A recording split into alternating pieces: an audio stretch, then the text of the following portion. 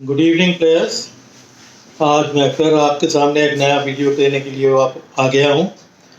अब मैं स्पेसिफिकली किसी सब्जेक्ट पे जल्दी नहीं बोलूँगा क्योंकि मेरे को इतने क्वेश्चंस आ रहे हैं बच्चों से कि शायद आपके काफ़ी टेक्निकल आंसर्स उन्हीं क्वेश्चंस में हो जाएंगे। तो बड़े अच्छे 2 क्वेश्चंस और आए हैं, तो मैंने ये बहुत ज़रूरी समझा कि मैं आज ये वीडियो के थ्रू आप लोग के को ये आंसर करने की कोशिश करूँ, राइट। तो उसमें ये वेस्ट बंगाल से एक बच्चा है अब्दुल समाद, उसने मेरे को ये क्वेश्चन भेजा था कि sir what should I plan as a fast bowler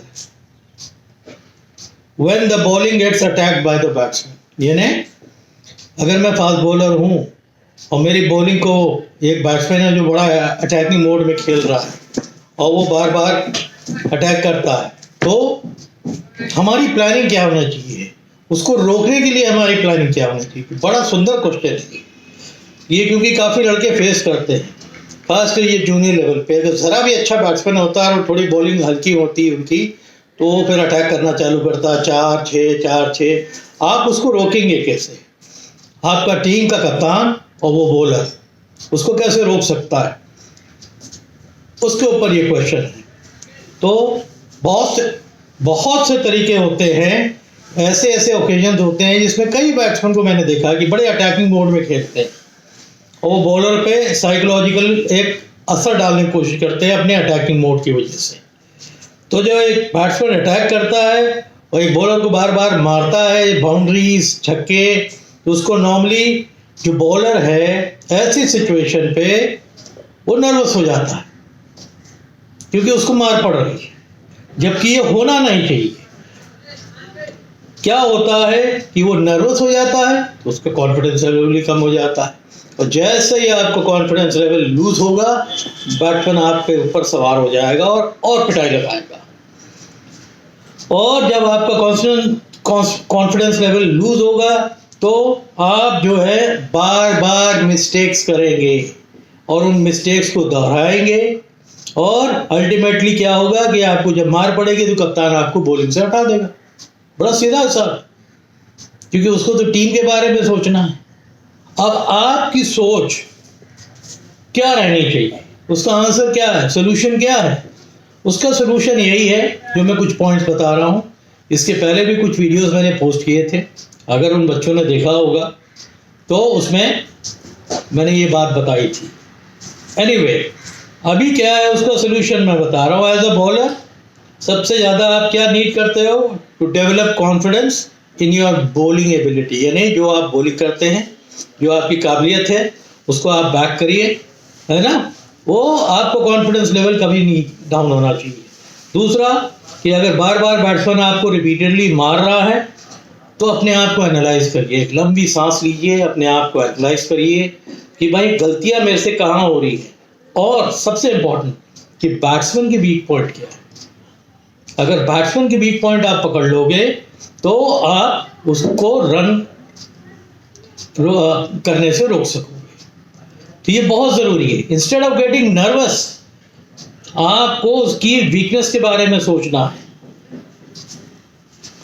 किसी भी बार जो बॉल जिस पे पिटाई हो गई है, छक्का लग गया है, चौका लग गया है, उस बॉल के बारे में हमें कभी भी दोबारा नहीं सोचना, पर हमें उस बॉल के बारे में पहले से बोलना है या सोचना है जो हम करने वाले, उसके लिए प्लान करिए, क्योंकि जो हो गया वो तो वापस आएगा नहीं। अगली बॉल के लिए अगर आप प्लान करेंगे और उसकी वीकनेसेस के ऊपर स्टडी कर रहे होंगे तो वो ये पक्का है कि आप जो है इतनी मार पड़ने से आपको वो बैट्समैन को हेल्पफुल नहीं होगा, ना आप पे मार पड़ेगी। नेक्स्ट डिलीवरी जो है उसके ऊपर आप ज़्यादा ख्याल करिए। ओके, जब आप बॉलिंग मार्क पे चौका पड़ने के बाद, छक्का लगने के बाद आप जब मुड़ते हैं ना, आप सोचिए, अपने आप को बहुत स्टडी करिए, एकदम कूल कर लीजिए, लंबी सांस लीजिए। लंबी सांस जब आप लेते हैं ना तो आपकी काफ़ी नर्वसनेस ख़त्म हो जाती है। लंबी सांस लीजिए और फिर कूल डाउन हो जाइए, फिर डिसाइड करिए अब हमें कहाँ बॉल करनी है अगली बॉल। अपने ग्रिप चेक करिए, रीचेक करिए। ये सब ऐसे साइंस है कि बैट्समैन का पेशेंस लूज होता है इसमें, या थोड़ा सा टाइम ले रहे हैं। फिर स्मूथली अपने रनअप पे आइए, दौड़िए, फोकस ऑन योर टारगेट, यानी अपना टारगेट जो है कहाँ बॉल डालनी है उस पर आप फोकस करिए और concentrate wholly owned the delivery. जो बॉल डाल रहे हैं, हमें यॉर्कर मारनी है, हमें बाउंसर मारनी है, हमें स्लोअर मारनी है, क्या मारनी है, क्या प्लान किया आपने, उस पर कॉन्सेंट्रेट करिए। देखिएगा कि बहुत असरदार होगा। इस पे रन चेक हो जाएंगे, बैट्समैन भी परेशान होगा। तो ये कारगर तरीका है कि जब बैट्समैन बहुत अटैकिंग मोड में आता है और आप पे अटैक करता है तो आपको इन सब छोटी छोटी चीज़ों पे बहुत ध्यान देना है। ठीक है, ठीक है। बाकी try to include all the necessary variations. एक बॉलर जिसके पास वेरिएशंस होती हैं वो एक बैट्समैन को कंटेन करने में काफ़ी हाई परसेंटेज पे सक्सेसफुल होता है। अब वेरिएशंस कैसे, जैसे स्लोअर्स हों, क्रीज को यूज़ करना हो, यॉर्कर्स हों, स्लो बाउंसर्स हों, बाउंसर्स हों। तो अगर ये चीज़ आपके पास है तो आप उसको कंटेन करने में मददगार होंगे। क्रीज को यूज़ करने से आपको क्या फ़ायदा होता है कि जो एंगल्स हैं उसी से उसको बहुत फ़र्क पड़ जाएगा। एक स्टंप के नज़दीक से, एक बीच से, एक स्टंप से दूर से, बट लाइन आपकी वही off stump, short of length, off stump, yorker, जो भी आपको मारनी है, जो सोच के आप आ रहे हैं वो आप करिए। यही स्पिनर्स के ऊपर अप्लाई करता है। सेम फॉर्मूला स्पिनर्स के ऊपर भी अप्लाई करता है कि उनको भी अपनी फ्लाइट में वेरिएशंस लानी है, क्रीज को यूज़ करना है, एंगल्स को यूज़ करना है, ठीक है ना। तो उनको भी मार जल्दी नहीं पड़ेगी। आपको सबसे पहले तो अपने आप को कूल रखना है। आप नर्वस हो गए तो ये मान के चलिए कि बहुत मार पड़ने वाली है।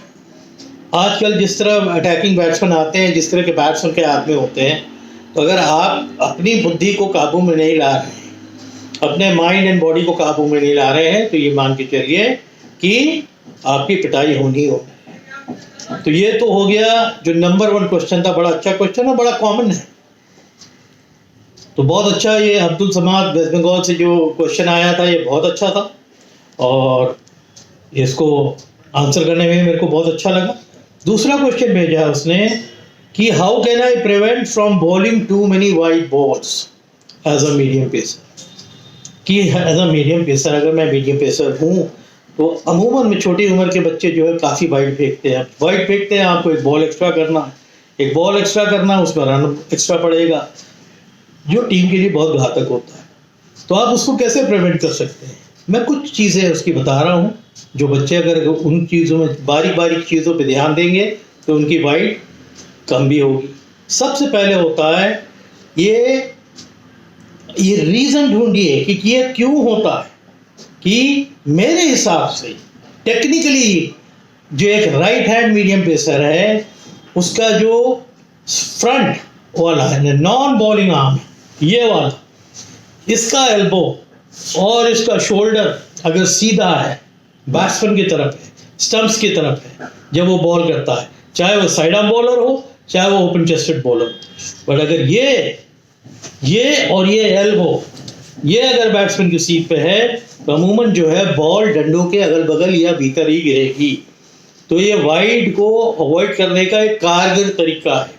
तो वॉच करिए टेक्निकली इसकी वीडियोस। आजकल आप बच्चे तो वीडियोस निकाल लेते हैं, कोई गलतियां होती है वीडियो निकाल लेते हैं, एक दूसरे को वीडियो दिखाते हैं, कोचेस को दिखाते हैं कि ये वॉच करिए, सर ने ये बोला था। बहुत ज़रूरी है, जो भी आपके कोचेस कंसर्न होंगे उनसे आप कंसल्ट करिए। तो एक जो मेन रीज़न है मेरे हिसाब से एक ये रहता है कि उनका जो नॉन बॉलिंग आर्म है उसका ज़्यादा यूज़ ही नहीं होता है और वो टेढ़े रहते हैं। एल्बो कहीं जा रहा है, शोल्डर कहीं जा रहा है, तो नेचुरली बॉडी पोजीशन बड़ी ऑकवर्ड आ जाएगी और फिर बॉल बाहर भागती रहेगी। इस पे ध्यान दीजिए, ठीक है ना। दूसरा क्या रीज़न हो सकता है कि आपका जो रिदम है उसमें बैलेंस की कमी हो, कि डिलीवरी के टाइम पे आपका जो है बैलेंस सही नहीं आ रहा है। तो अपने बॉलिंग रनअप को बहुत रिदमिक रखिए, बहुत ज़्यादा छप छप करके दौड़ने की ज़रूरत नहीं है। धीरे स्मूथ स्टार्ट करिए और रिदम बनाइए, फिर हल्का सा जंप एंड बैलेंस सबसे इंपॉर्टेंट होता है। अगर बैलेंस में आपकी बॉडी इधर से उधर टिल्ट हो गई, हेड पीछे गिर गया या दाएं बाएं गिर गया, तब भी ये प्रॉब्लम आई। तो ये दो मेन कारण हैं जो वाइड का एक कारगर वो होता है कि बच्चे अगर जो वाइड ज़्यादा फेंकते हैं, वजह यही रहती है इरेटिक रन अप ना हो, स्मूथली आइए। फिर क्योंकि आपके इरेटिक रन अप जब भी होगा, that will lead to balance का प्रॉब्लम्स आएगी।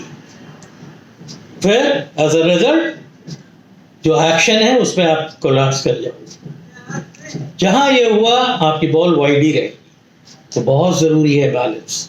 उसको रखिए, देखिए आपका एक्शन जिस समय आप डिलीवरी डालते हैं वो कोलैप्स नहीं कर रहा है, वो बिल्कुल सीधा गिर रहा है, तो ये चीज़ होगी ही नहीं। इसी तरह अपने नो बॉल्स पे भी ध्यान दीजिए कि आगे का पैर ज़्यादा क्रॉस करेगा तो सीधे फ्री हिट हो गया, तो हम उसको कैसे अवॉइड कर सकते हैं, है ना।